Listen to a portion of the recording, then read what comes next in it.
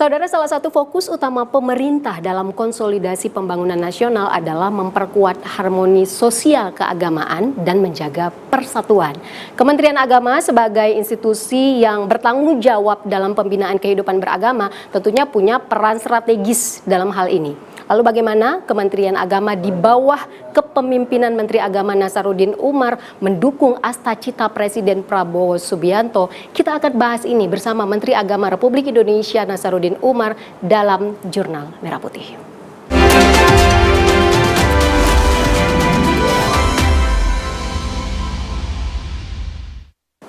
Sudah hadir bersama kami dalam Jurnal Merah Putih Menteri Agama Republik Indonesia Nasaruddin Umar. Assalamualaikum warahmatullahi wabarakatuh. Waalaikumsalam warahmatullahi wabarakatuh. Ya. Pak Menteri, bagaimana sebenarnya arahan Presiden Prabowo Subianto dalam memperkuat harmoni dan kerukunan di Indonesia? Iya, harmoni itu tidak diucapkan ya, tidak gampang dan tidak seperti membalik telapak tangan. Harmoni itu memerlukan keahlian tersendiri, dan harmoni itu juga mewujudkannya itu memerlukan semacam seni tersendiri ya, karena perlu ada strategi, perlu ada teknik-teknik tertentu, apalagi Indonesia yang pluralnya seperti ini. Nggak ada di kolom bumi ini, kolom langit ini, negara yang seplural Indonesia. Bagaimana mungkin kita bisa mempersembahkan suatu konsep harmoni yang bisa mencengangkan dunia ya. Dunia Indonesia yang seplural seperti ini, tapi kok bisa mempersembahkan contoh perdamaian, contoh keharmonisan.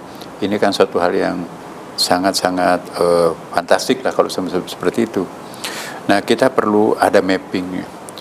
Kami karena memang kan bukan baru saya di Kementerian Agama, pernah jadi wamen, pernah juga menjadi Ditjen Bimasi Islam ya. Jadi saya tahu mapping Indonesia itu seperti apa, simpul-simpul persoalan apa yang berkaitan dengan harmoni ini. Sedikit banyaknya saya sudah tahu, dan juga saya lama berkecimpung di BNPT ya, teroris sebagai ketua kelompok ahli.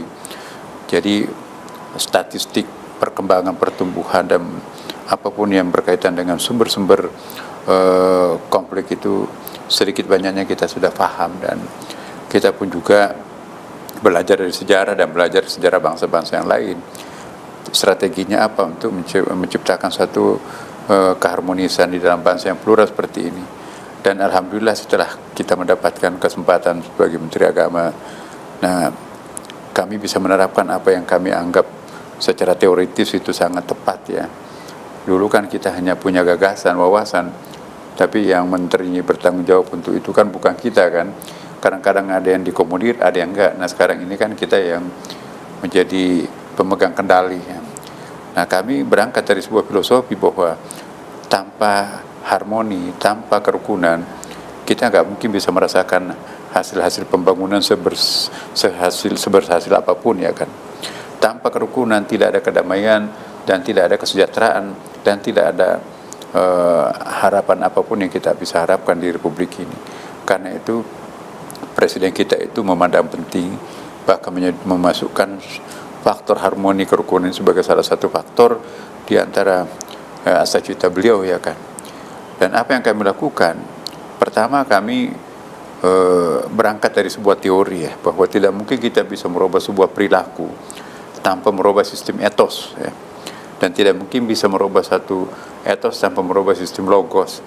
Tidak mungkin bisa merubah sistem logos tanpa meninjau sistem mitos atau teologi di situ kan. Nah, maka itu kami mencoba untuk mengembangkan, bukan menyelesaikan persoalan akibatnya, tetapi sebab yang menyebabkan akibat itu harus dirunut itu kan. Maka kami kembangkan di sini apa yang kami istilahkan dengan ekoteologi. Apa yang disebut dengan trilogi kerukunan jilid 2 dan kurikulum cinta. Ya. Apa yang dimaksud dengan ekoteologi ya kan?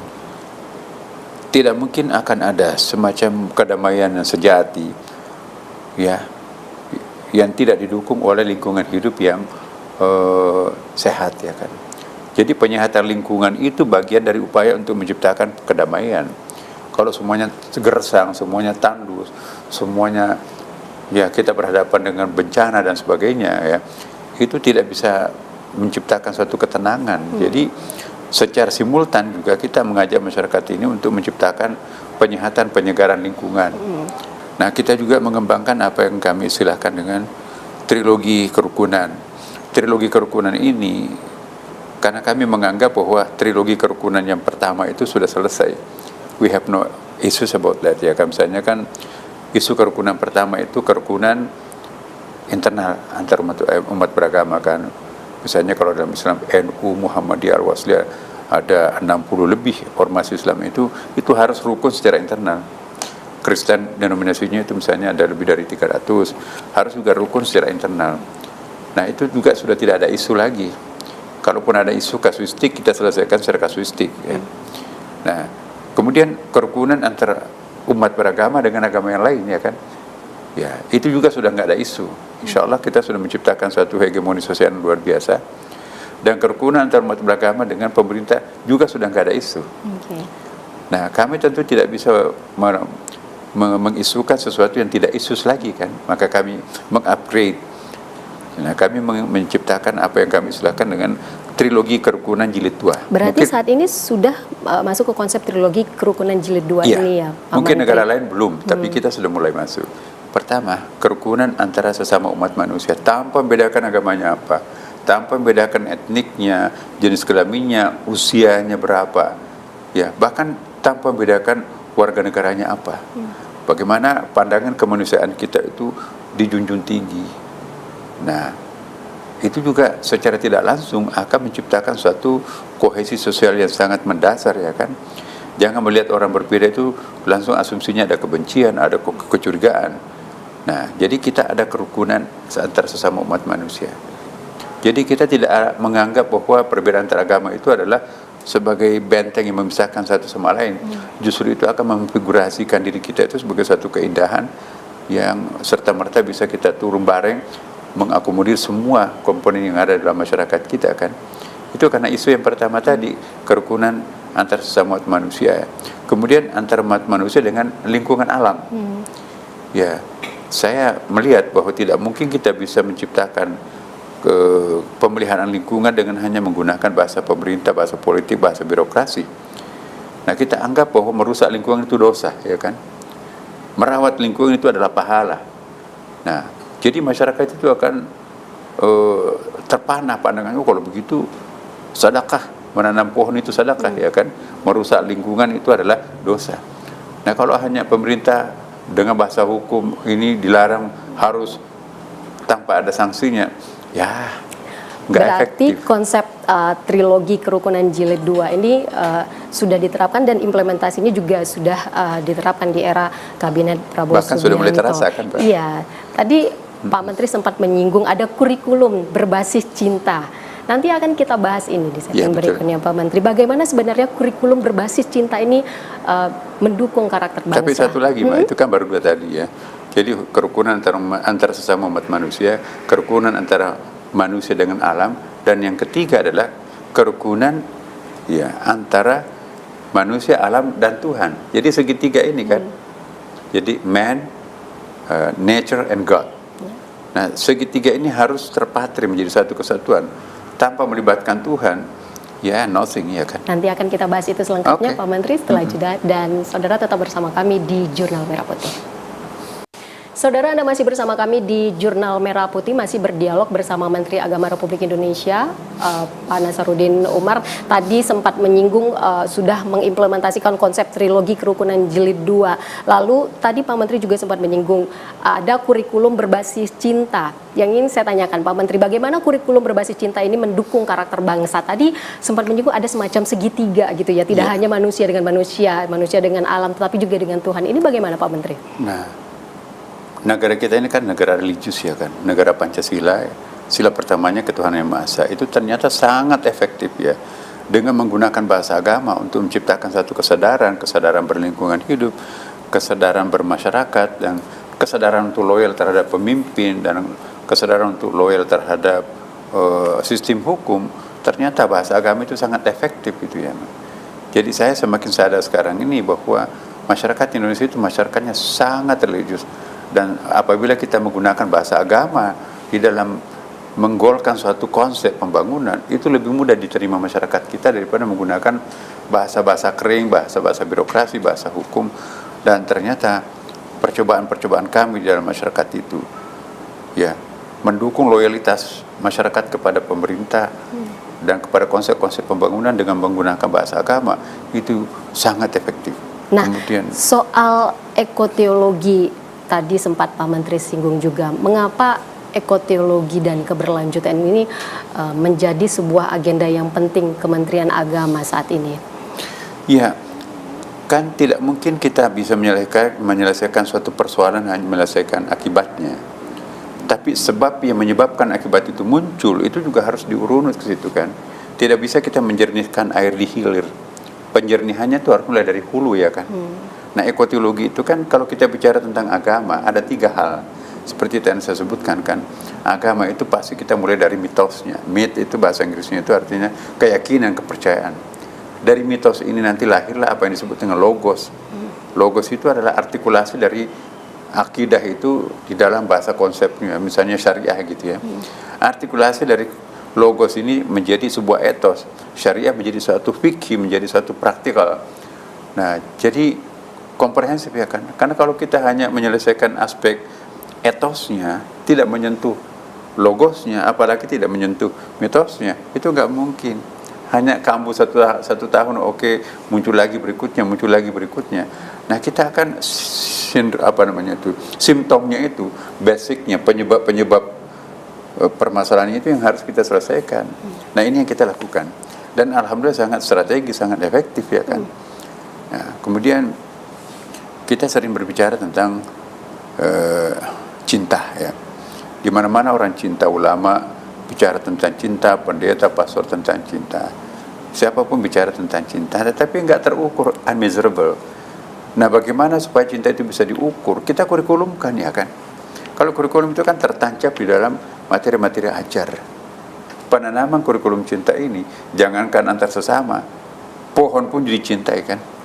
Ada konsep tatuan hasi dalam agama Hindu dan Buddha kan. Engkau adalah aku adalah engkau. Ketika aku memberikan sesuatu kepadamu, aku enggak pernah menyesal, karena yang aku berikan adalah engkau. Yang aku berikan adalah aku, engkau adalah aku kan. Nah, sekarang kita upgrade. Wahai tumbuh-tumbuhan, kembang, engkau adalah aku. Kalau kamu lapar, seperti kalau saya lapar juga. Jadi saya harus siram engkau supaya engkau tumbuh subur. Wahai sungai, aku tidak suka yang kotor, kamu juga enggak boleh kotor ya. Sungai, kamu nggak boleh menjadi tong sampah umum, kamu juga nggak boleh menjadi WC umum. Maka penanaman rasa cinta terhadap sungai, ya tumbuh-tumbuhan, kucing, apalagi sesama manusia. Nah, itu kurikulum cinta, Pak. Berarti kurikulum berbasis cinta ini bisa dipastikan bisa membentuk karakter anak bangsa yang baik. Itulah yang Pancasila sesungguhnya. Ya, Pak Menteri, kalau kita lihat dengan meningkatnya dinamika global saat ini ya, sebenarnya bagaimana posisi Kementerian Agama dalam mendukung peran Presiden Prabowo Subianto menciptakan perdamaian dunia? Tadi sempat di awal Pak Menteri singgung juga soal perdamaian dunia ini. Ya, saya kagum terhadap beliau ya. Dan maka itu saya juga tertarik ya untuk membantu beliau ya dengan penuh kesungguhan hati ya. Karena saya menganggap visinya beliau itu adalah sama dengan visi saya secara pribadi ya. Setiap orang kan punya prinsip ya. Prinsip saya juga adalah ya bagaimana menciptakan harmoni antar sesama ya kan. Nah, Pak Prabowo mengekspos gagasan-gagasannya itu bukan hanya untuk Indonesia, tapi dunia internasional. Maka itu Kementerian Agama juga, begitu Pak Presiden mendapatkan apresiasi yang luar biasa di UN, United Nations itu, kami langsung rapat ya, membagi 4 UIN Alauddin Makassar, ayo seminar internasional, bagaimana menciptakan suatu, memproaktifi apa yang distatementkan Pak Prabowo di UN yang mendapatkan viral itu kan. Nah, jangan sampai nanti Presiden menyampaikan seperti itu, tapi kontennya belum, kita nggak proaktif mengisinya kan. Nah, habis itu ke Medan kemarin. Sebagai negara serumpun kawasan Asia Tenggara ini, ya, apalagi Islam itu kan 1/5 jumlah penduduk Islam itu ada di kawasan Asia Tenggara, apalagi Indonesia kan. Nah, kita akan membangun sebuah kebersamaan di kawasan ini. Karena tidak mungkin kita bisa menciptakan suatu hegemoni global tanpa menciptakan kawasan-kawasan yang sehat, yang integrated ya kan. Nah, seminar di UIN Sumatera Utara. Nah, besok seminarnya di Surabaya, UIN Surabaya. Kita akan memperkenalkan konten Islam moderat Indonesia itu seperti apa. Jawa Timur kan banyak pesantrennya ya. Nah, kita akan memperkenalkan bahwa kearifan lokal berpadu dengan kearifan universal agama-agama yang ada di Indonesia itu luar biasa. Nah, seminar yang keempat nanti kita rumuskan dari 3 konsep ini di UIN Jakarta. Nanti kita serahkan ke Kemenlu. Ini loh terjemahan kami, apa yang distatementkan oleh Pak Prabowo di forum internasional itu. Karena jangan sampai nanti presiden kita yang menciptakan satu gagasan, Turki, Saudi Arabia, Mesir, ya mengambil alih kan. Kenapa? Karena mereka lebih siap. Nah, sekarang supaya kita tidak hanya memberikan satu statement global, kita juga harus mengisi apa muatan-muatan dari statement Pak Prabowo itu. Dan intinya kan sama seperti yang kita diskusikan sekarang ini, bagaimana menciptakan harmoni secara global ya kan. Jadi ini Pak Presiden kita ini luar biasa ya, diterima semua pihak. Nah, karena itu apa yang disampaikan oleh beliau itu tanggung jawab kita semuanya sebagai para pembantunya untuk mengartikulasikan apa yang distatementkan Presiden kita. Dan itu seiring dan seirama dengan visi Kementerian Agama untuk menciptakan keharmonisan. Iya, artinya Kementerian Agama sangat mendukung penuh peran Pak Presiden Prabowo dalam menciptakan perdamaian dunia ini. Soal diplomasi keagamaan Indonesia, nanti akan kita bahas ini ya, Pak Menteri, di segmen berikutnya. Tetaplah bersama kami, saudara, di Jurnal Merah Putih. Masih di Jurnal Merah Putih bersama Menteri Agama Republik Indonesia, Nasaruddin Umar. Tadi sudah menjelaskan bagaimana Kementerian Agama posisinya dalam mendukung peran Presiden Prabowo dalam menciptakan perdamaian dunia. Pak Menteri, apa saja sebenarnya yang menjadi peran diplomasi keagamaan Indonesia yang dilakukan oleh Kementerian Agama? Begini Pak, prinsip kami di Kementerian Agama, kita tidak boleh menjadi konsumen pemikiran global. Kita harus menjadi produsen. Presiden kita memproduksi suatu gagasan, ya, maka kita harus menindaklanjuti dalam bentuk gagasan-gagasan yang lebih detail, membreakdown apa yang distatementkan Bapak. Maka itu saya juga bersyukur ya, kemarin diundang khusus oleh Paus Leo XIV ya kan. Saya juga bersyukur betul itu. Mungkin karena pengaruh numpang wibawanya Pak Prabowo ya. Di antara semua pemimpin agama yang ada seluruh dunia ya, Menteri Agama yang diminta untuk mendampingi Paus di situ ya. Kemudian juga duduk bareng di depan. Dan deklarasi yang ada ditandatangani di Vatikan banyak tuh puluhan yang ditindaklanjuti. Pertama bukannya diplomasi Abu Dhabi, diplomat apa namanya itu, deklarasi Abu Dhabi, tapi yang ditindaklanjuti oleh Paus Leo ini adalah apa yang distatementkan kita bersama Paus Fransiskus. Anda ikut dulu kan di sini ketika Paus Fransiskus itu ada deklarasi Istiqlal, saya sendiri yang datang dengan Paus yang mendiang Paus Fransiskus, dan itu yang akan ditindaklanjuti. Desember besok ini ada tim dari Vatikan untuk menindaklanjuti deklarasi Istiqlal. Ada 3 poin yang kita akan bahas nanti. Pertama adalah bagaimana menggunakan bahasa agama untuk memelihara lingkungan, persis sama dengan bunyinya deklarasi Istiqlal kan. Yang kedua, bagaimana mencegah, memproteksi dehumanisasi melalui peperangan dan sebagainya melalui diplomasi agama. Dan yang ketiga, ini juga saya tertarik ini, perkembangan IT ini termasuk artificial intelligence ini harus mendapatkan bimbingan direction daripada moral keagamaan, moral spiritualitas. Nah, karena IT tanpa direction daripada moral spiritual itu nanti bisa juga mengarah kepada dehumanisasi kan. Nah, ini kita akan tindak lanjuti. Jadi ini satu bukti bahwa Indonesia itu Kementerian Agama itu mendapatkan apresiasi secara global karena konsepnya yang dijadikan patokan untuk memandu seluruh umat beragama di seluruh agama di dunia ini ya kan. Iya. Kalau soal strategi tadi kan Pak Menteri sudah menyinggung beberapa strategi yang sudah dilakukan Kementerian Agama. Kalau tidak ada harmoni mungkin kita tidak bisa merasakan hasil pembangunan nasional begitu ya Pak Menteri. Sebenarnya ada lagi tidak strategi khusus yang dilakukan oleh Kemenak memastikan Indonesia ini tetap rukun? Kalau kita lihat sekarang dalam era digital yang penuh disrupsi, polarisasi, Pak Menteri. Bagaimana bisa merukunkan dunia kalau kita sendiri nggak rukun? Modal utama untuk merukunkan dunia adalah kita harus rukun dulu. Indonesia nggak bisa menawarkan konsep seperti yang ditawarkan Bapak Presiden kita kalau kita sendiri juga berantakan dalam negeri. Maka tanggung jawab Kementerian Agama ini luar biasa.